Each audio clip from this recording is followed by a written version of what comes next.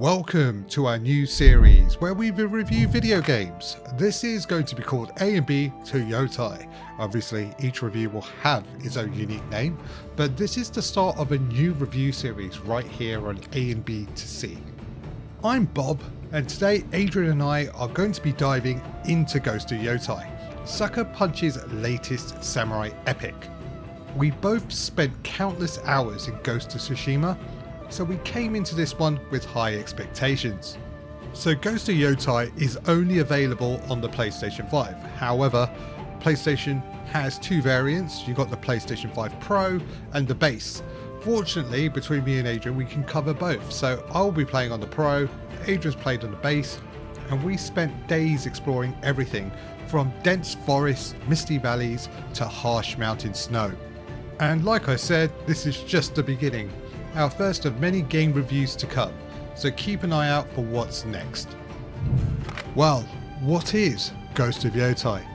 Set in 1603, Ghost of Yotei puts you in the boots of Atsu, a ronin seeking revenge against the Yotei Six, the killers of a family 16 years earlier. It's a darker and colder tone than Tsushima, focusing more on vengeance and survival than honour and legend. From this I can tell Sucker Punch wanted to portray, they wanted to explore what happens when you remove the samurai code, and you could feel it in every decision Atsu makes, and some of the unorthodox fighting styles you'll find yourself adopting, whether it's blowing smoke in enemies' faces or picking up discarded weapons and throwing it at people. You'll find there's very little honour in one-to-one combats. The first thing that really hits you is the atmosphere. 1 minute you're riding through sunlit forests, the next you're stepping into a region buried in snow beneath Mount Yotei. Each area feels handcrafted. Misty valleys, coastal towns, mountain passes. All distinct in climate and tone, yet part of one connected world. Even without supernatural elements, which you kind of expect into samurai games these days, the world feels alive and unpredictable. On the PS5 Pro, I ran the new Ray Tracing Pro mode, which enhances lighting and reflections while keeping a steady 60 frames per second. Adrian on the base PS5 played in performance mode, which also targets 60 FPS but without any of the kind of ray tracing magic. But I'd like to report it's still buttery smooth, just with softer light depth. Look, guys, it's stunning in motion. The showcase did not do this game justice. It's only till you really play the game, for me especially on the PS5 Pro, you could see the snow scattering in the wind, torchlight flickering on armour, easily one of the best looking worlds on PlayStation right now, and definitely a showcase title to show off why people bought a PlayStation 5 Pro. Combat will feel familiar if you played Tsushima, however, there are key differences here. They kind of done away with the stance mechanics that you had in Tsushima, and they've given you a variety of weapons, and these weapons have a rock paper scissors element to it, so you can vary the combat quite a bit. But I found myself favoriting a particular weapon and started using it throughout pretty much every encounter I had. So you will start off with a katana, but new weapons really open things up. The Yari spear gives reach. The chain and sickle controls space beautifully. Stealth is critical. You want to thin out the camp quietly before just diving in, or you could just charge in with an odachi, which is basically a great sword of sorts. Well, what's new this time? Well, you have the freedom to shape your playstyle. You can equip talismans and armour sets that change your stats and abilities, boosting stamina, extending parry windows, or amplifying specific weapon damage, letting you craft unique builds for different encounters. In my experience, I favoured everything towards parrying and using the odachi, so I powered up my main weapon and I punished on difficult parries. It really does add depth, rewarding experimentation and allowing you to tackle fights in your own way. As mentioned before, combat also leans into a rock, paper, scissors balance. Certain weapons have clear strengths and weaknesses. The spear dominates range, the sickle and chain punishes shield enemies, heavy weapons users are punished by the odachi, and the katana thrives in mid-range duels. It forces you to think in every fight and adapt or die. Every encounter in this game feels cinematic, and sometimes actually feels dynamic. Whether it's bounty hunters hunting you down across the plains of Etzo, or it could be simple one-on-one duels that you're having. Everything in this game simply feels like pure cinema.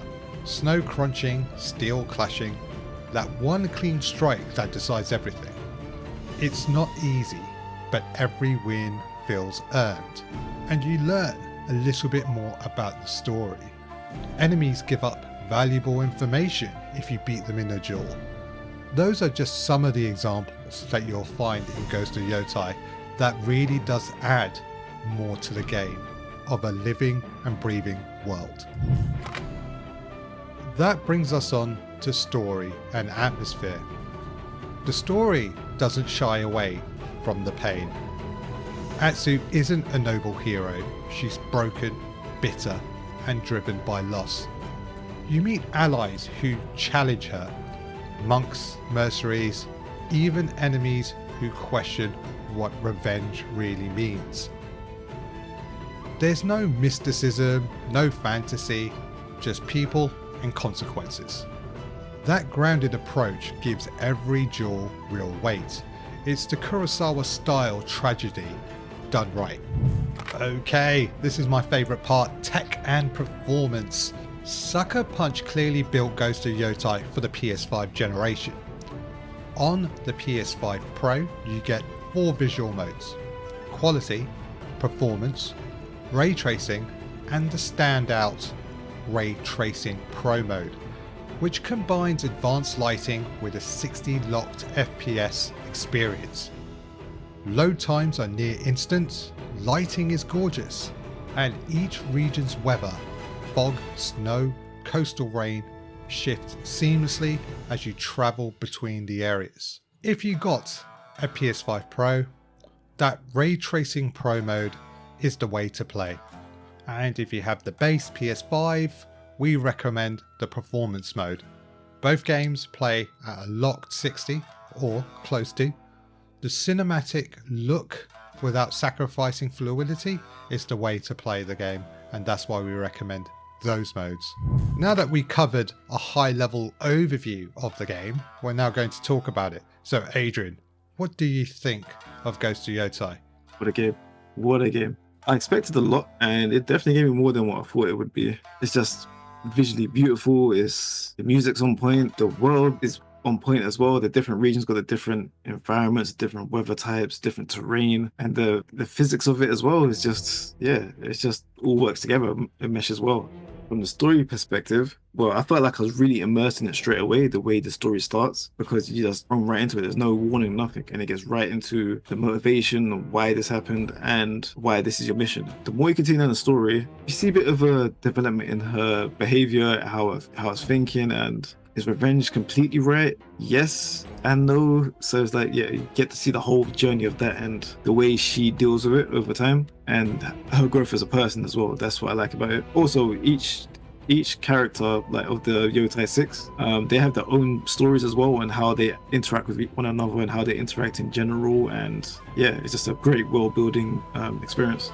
Oh, my thoughts. So many options which I did appreciate from the game. The actual combat feels like Ghost of Tsushima, but it's like more refined. It's a bit more, the hits felt like you hit. The actual style of combat as well, the mix of weapons, it's like, yeah, it was just like amazing to experience that.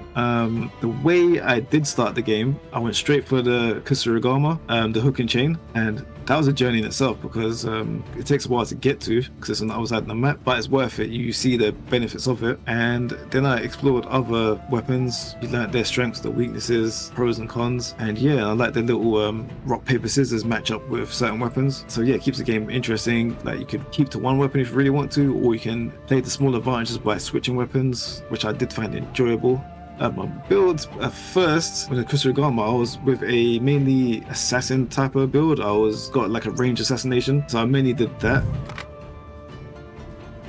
There you have it. Adrian's given his thoughts and we both thoroughly enjoyed Ghost of Yotei. It's easily the most stunning title to date on the PlayStation 5. Visually breathtaking, with exceptional storytelling and combat mechanics that will keep you fully invested from start to finish. For us, Ghost of Yotei is an experience that defines what this generation can do. It's refined, emotional and powerful, and we're giving it a 9.5 out of 10, our game of the year to date. If you're thinking about picking it up, don't hesitate. It's an absolutely time well spent title. Now, thanks for watching, and don't forget to like, share and subscribe. We love hearing your thoughts, so drop a comment below and tell us what you think of Ghost of Yotei. And if we don't catch you in the next one, peace.